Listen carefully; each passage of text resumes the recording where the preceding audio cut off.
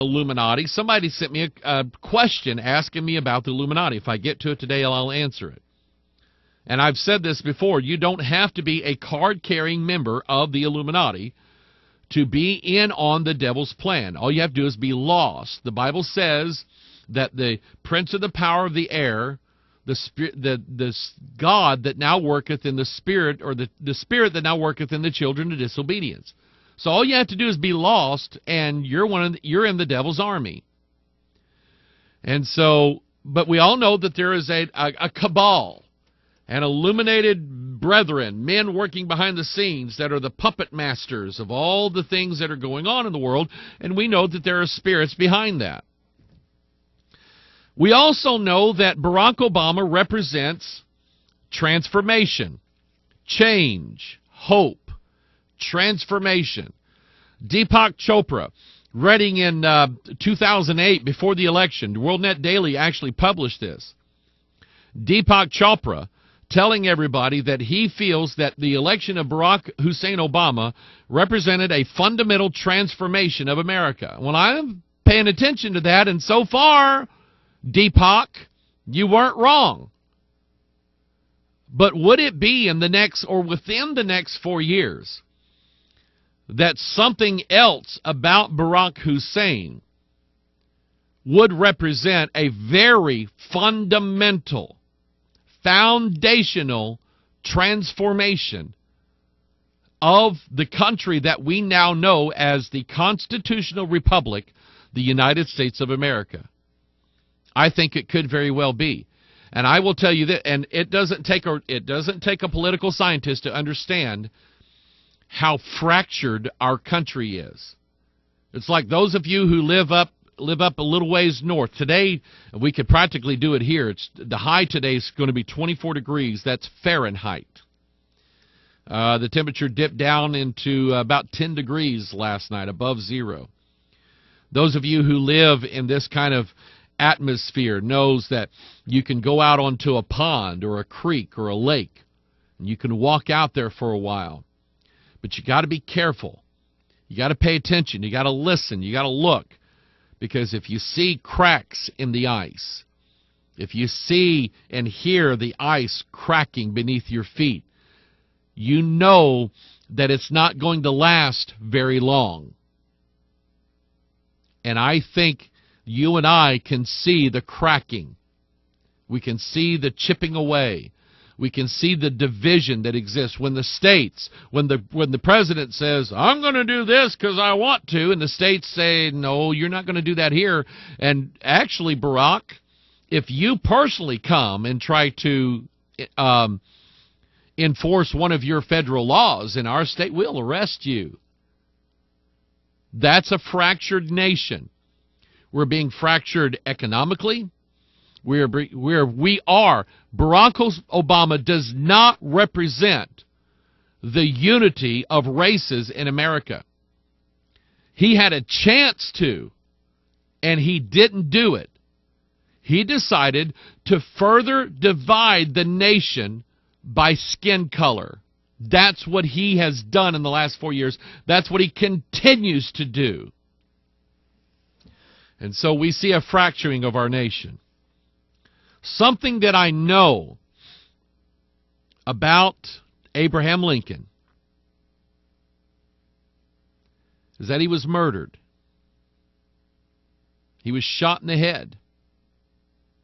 He was killed. He was slain. He was a slain American president. I only hope to God that that's not what all this Lincoln imagery is all about.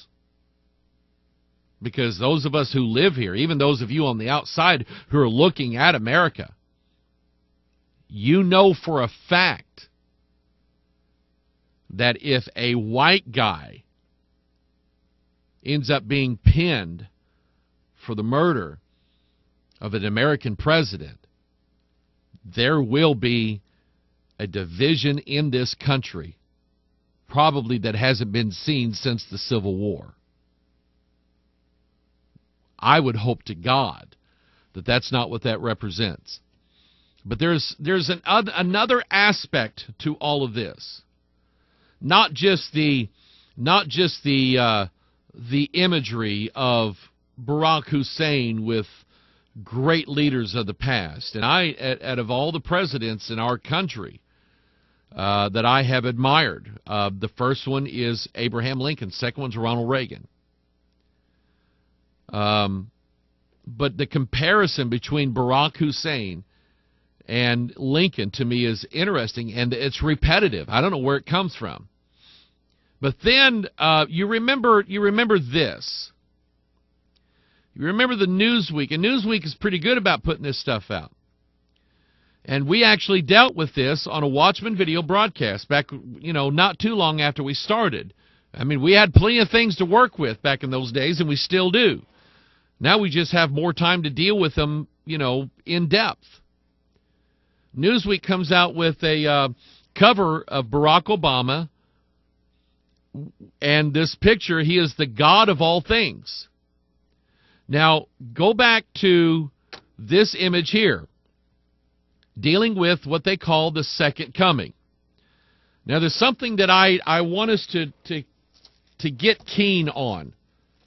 Our first reaction to this as Bible believers and as Christians is that, that's shameful. They're associating Barack Obama with Jesus Christ again. Maybe not. Maybe this imagery here is not about the second coming of Christ. Maybe it's about another second coming. Revelation chapter 7, verse 8, the beast that thou sawest, the brute, the beast that thou sawest was and is not, and shall ascend out of the bottomless pit, and go into perdition. And they that dwell on the earth shall wonder, whose names were not written in the book of life from the foundation of the world. When they, by the way, if you just want to know when Keith got saved, Keith Crum, you know when he got saved? From the foundation of the world. Okay? That's what it says. I love it. Did Keith have a choice? I was there. I was there. He had a choice. He chose right, and God knew it. Anyway, from the foundation of the world, and when they beheld the beast that was and is not and yet is. And here's the mind which hath wisdom. The 7 heads are 7 mountains on which the woman sitteth, and there are 7 kings. 5 are fallen. Do you want to see a picture of the 5 fallen kings? Go read Joshua 10. One of them, by the way, is the king of Jerusalem. Now, to me, that's interesting. I don't have time to get into it today, but it's very interesting. There are 7 kings. 5 are fallen, and 1 is, and the other is not yet come. And when he cometh, he must continue a short space. And the beast that was and is not, even he is the 8th, and is of the 7, and goeth into perdition. So I submit to you that this imagery of Barack Hussein Obama, and the title, The Second Coming, I submit to you that I don't think it has anything to do with Jesus Christ. I think it has everything to do with the other Jesus. The another Jesus, a false Christ, an antichrist. I think that that's what this imagery is. So let's go back and look at this now. The Newsweek cover was intended to sort of give you the impression and the idea that Barack is multitasking and he is going to be ruling over everything in our country and blah, blah, blah, the God of all things. But they use the imagery of Shiva. Now, who is Shiva? Do you remember Indiana Jones in the Temple of Doom? I remember that. It was about the god Shiva. Go look at the Wikipedia. Go look at the Wikipedia article. This is where I'm just going to read a couple of things here about Shiva. Shiva, meaning auspicious one, is a Hindu deity and is the destroyer. Dun, dun, dun. Now think about this. If this does not represent Christ, but it represents Antichrist, here is another Antichrist figure that Barack Hussein is imaged after. It is that of the destroyer. Who is the destroyer? Revelation 9:11. And they had a king over them, who was the angel of the bottomless pit. And his name in the Hebrew tongue is Abaddon, and in the Greek tongue hath his name Apollyon. Those both mean destroyer. Shiva is the destroyer. But here's something else that Shiva is. He is a Hindu deity and is the destroyer, or, get this, the transformer. Now think about what we know about alchemy. Think about that image of Baphomet that I talk about all the time, where he's got Solve on this arm and Coagula on this arm. And he is going to, you have to dissolve, you have to destroy first. You have to bring, in order to build a new world tower in New York City, you have to destroy the old world, New World towers that are in New York City. You get that. So you have to dissolve. And what did we see those buildings do on September 11th? They didn't just fall over. They dissolved right in front of our very eyes. Powder of that building going everywhere. We see the Solve.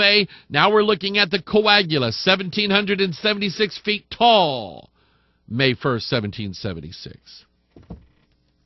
Remind me one of these days to show you the cartoon, The Three Little Bops, on this program. You will just go, all right?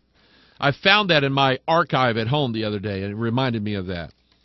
But that's who Shiva is.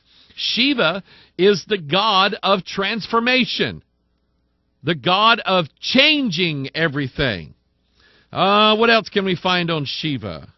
Shiva, let's see here. The Sanskrit word Shiva is an adjective meaning pure and destroyer. As a proper name, it means the auspicious one, and is a name for and all this Vedic deities and stuff like that. Let's see what else here. The attributes of Shiva. Shiva's form. Shiva has a trident in the right lower arm. And you know what a trident is? It's chewing gum. No, just kidding. A trident is this. It's a representation of lust of the flesh, lust of the eyes, pride of life. He's the man of sin. Genesis chapter 3. The fruit of the knowledge of good and evil. Sons of God, daughters of men, making a new breed. Osiris and Isis producing Horus. All of that imagery here, the junior warden, the senior warden, and the worshipful master. That's what that trident is all about. Two-strand DNA, and then we got to add something else. The base of the pyramid, the two corners of the pyramid with the unfinished top. That's what the trident represents. He wears 5 serpents as ornaments. Oh, think about that one. By the way, they're coming out of his head. He has the third eye. Shiva is often depicted with a third eye, with which he burned desire to ashes.